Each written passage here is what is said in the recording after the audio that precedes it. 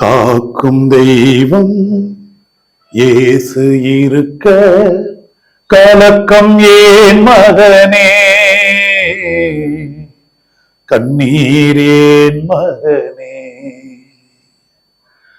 இதுவரை உன்னை நடத்தின தேவன் இனியும் நடத்தி செல்வார். எபினேசர் அவர்தானே, எபினேசர் அவர்தானே, எபினேசர் அவர்தானே, எபினேசர் அவர்தானே. அன்பின் நிறைவா, இந்த நாளுக்காக நான் நன்றி சொல்லுகிறேன். இந்த புனித வியாழன் ஆண்டவரே, நீர் ஏற்படுத்திய அற்புதமான அன்பின் அருள் அடையாளமாகிய நற்கருணை குருத்துவத்துக்காக நன்றி சொல்லுகிறேன். நீர் எங்களோடு இருக்கிறீர், எங்களை வழி நடத்துகிறீர்.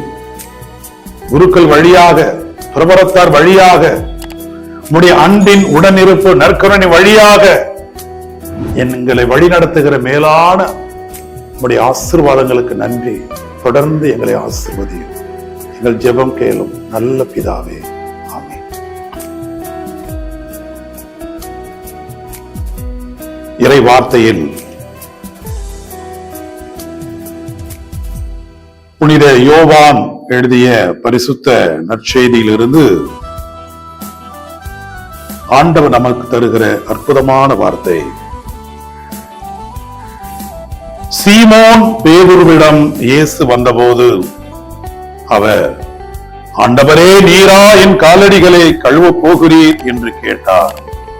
இயேசு மறுமொழியாக, நான் செய்வது இன்னதென்று இப்போது உனக்கு புரியாது, பின்னரே புரிந்து கொள்வாய் என்றார். இயேசுவில் பிரியமான அன்பு உள்ளங்களே, பெரிய வியாழன் இன்று நம் ஆண்டவர் இயேசு கிறிஸ்து அன்பின் அருள் அடையாளமாகிய நற்கருணையை நமக்கெல்லாம் உடனிருப்பு ஆசீர்வாதமாக வழங்கி ஏற்படுத்திய நாள். ஆகவே நற்கருணையையும் குருத்துவத்தையும் பிரிக்க முடியாத பந்தம், உடன்படிக்கை, உண்மையை உணர்த்துகிற பெருநாள். இந்த அருமையான நாளிலே நாம் பார்க்கிறோம், சீடர்களுடைய பாதம் கழுவுதல், பணிவிடை செய்தல், அப்பம் பிட்டுதல், அன்பு செய்தல். ஆகவே இந்த பாதம் கழுவுதல் என்பது அற்புதமான சீடத்துவ காரியங்களில் ஒரு முக்கியமான ஒரு அருமையான காரியத்தை ஆண்டவர் செயல்படுத்தி காட்டுகிறார். ஆகவே பாருங்கள், ஆண்டவருடைய பணி வாழ்விலே குறிப்பாக நம் ஆண்டவராம் இயேசு கிறிஸ்து இறுதி பாஸ்கா விருந்தை உண்பதற்காக மிக ஆவலோடு இருக்கிறார்.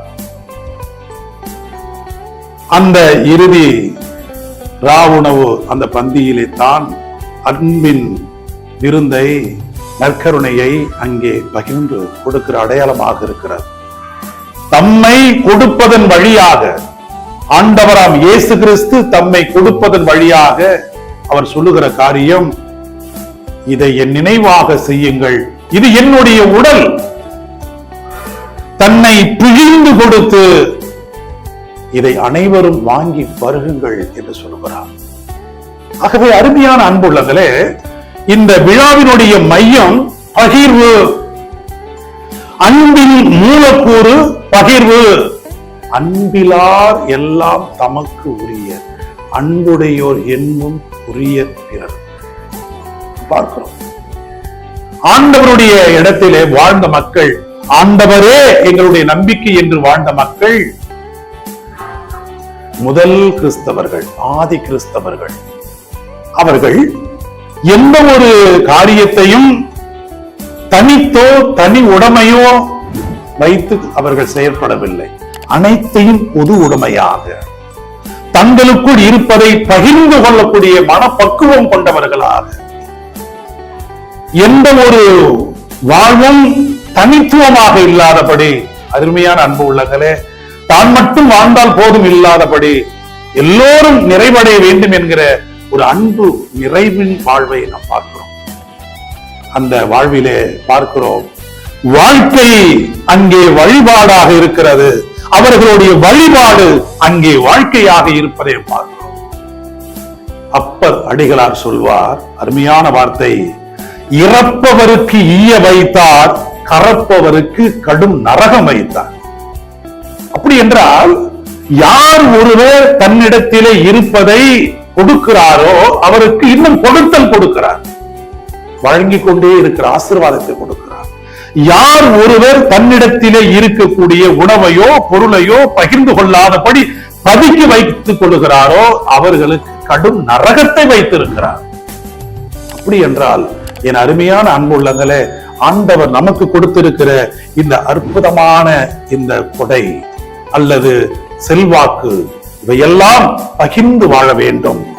ஆதி கிறிஸ்தவர்களிடத்திலே நாம் பார்க்கக்கூடிய அற்புதமான காரியம் நாம் பார்க்கிறோம். விவிலியத்திலே கூட 5 அப்பங்களை பெற்று 5000 பேருக்கு வழங்குகிறார். அதே போல 7 அப்பங்களை வாங்கி 4000 பேருக்கு அதை வழங்குகிறார். ஆண்டவர் இயேசு கூட சீமோன் பேதுரு வீட்டுக்கு செல்லுகிறார் உணவருந்த. மத்தேயு அவருடைய வீட்டுக்கு செல்லுகிறார். அதே போல சக்கேயுவின் வீட்டுக்கு செல்லுகிறார். ஆகவே இந்த பகிர்வும் அல்லது விருந்தோம்பல் ஆண்டவருடைய வாழ்விலே மிக முக்கியமான ஒரு காரியம். ஆகவே தான் அன்பின் புதிய உடன்படிக்கையாக இங்கே நற்கருணையை ஆண்டவர் ஏற்படுத்தி, இதன் வழியாக நான் உங்களோடு இருப்பேன், என்னாலும் உலகம் முடியும் வரை உங்களோடு இருப்பேன், அஞ்சாதே, கலங்காதே, திகையாதே, நான் உங்களோடு இருக்கிறேன் என்று சொல்லுகிறார்.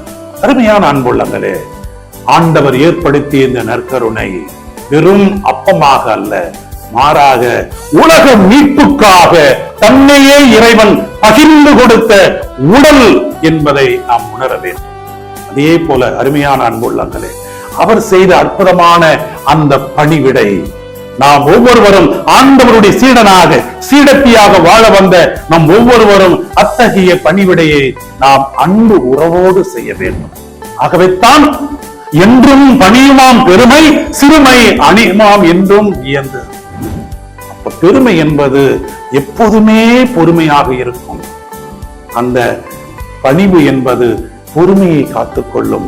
சிறுமை தன்னையே வியந்து வியந்து போகும். ஆண்டவரிடத்திலே பொறுமை கொள்ளுங்க. பணிவும் பொறுமையும் நாம் ஆசீர்வாதத்துக்குரிய வாழ்வாக நம்மை அழைத்து செல்லும். ஆகவே அருமையான அன்புள்ளங்களே, ஆண்டவர் நமக்கு ஏற்படுத்தி கொடுத்த அற்புதமான இந்த நற்கருணை, நான் உங்களோடு இருக்கிறேன், நீங்கள் கவலை கொள்ள வேண்டாம். அவர் கொடுத்திருக்கிற அற்புதமான குருத்துவம், அந்த மக்கள், குருக்கள், துறவரத்தார் ஒவ்வொருவருடைய சொல் பேச்சு கேட்டு நாம் கீழ்ப்படிந்து நடக்கும் போது ஆண்டவருக்கு நாம் கீழ்ப்படுகிறோம் என்கிற சத்திய வாக்கு நமக்கு உடன்பாடாகும். ஆகவே இரண்டையும் ஏற்படுத்தி கொடுத்து ஆண்டவருக்கு நன்றி சொல்லி ஆண்டவரோடு கூட நாம் அனைவரும் சேர்ந்து நாம் ஜெபிப்போம். நன்றி சொல்லி ஜெபிப்போம். மிகவும் இரக்கமுள்ள தந்தையே, இந்த அருமையான நாளுக்கு நன்றி சொல்லுகிறேன். நீர் எங்களோடு உடன் இருக்கிறீர். எங்களை விட்டுவிடாதபடி எங்களை உம்முடைய உள்ளம் கரத்திலே தாங்கி இருக்கிறேன் என்பதை நாங்கள் என் நிலையிலும் மறந்து போகாது, உம்மை விட்டு விலகாது உம்மோடு இருக்கும்படியான ஆசீர்வாதத்திற்காக இந்த அருமையான நாளிலே இந்த அற்புதமான இந்த செய்தியை மத டிவி ஊடகத்தின் வழியாக உலகுக்கு கொண்டு செல்லக்கூடிய அன்பு நிறுவனத்தார் திரு லூர்து சாமி, திருமதி ஸ்டெல்லா, இந்த குடும்பத்தை நிறைவாய் ஆசீர்வதியும். இவர்கள் எதிர்நோக்கி செல்லக்கூடிய இந்த பணி சார்ந்த நோக்கம், ஆக்கம் ஏதொரு ஆபத்துக்கள் இல்லாதபடி வழி நடத்தும். தொடர்ந்து இந்த ஊடகத்தினுடைய பணிவாழ் உயரட்டும். இதை கண்டு கொண்டிருக்கிற ஒவ்வொருடைய உள்ளமும் இறை மக்கள் நீங்கள் நிறைவாக ஆசீர்வதிக்கப்படுவீர்களாக. தொடர்ந்து இறைவன் உங்களை வழி நடத்தட்டும். என்றும் இறைவன் வாழ்த்து பெறுவாராக. ஆமென்.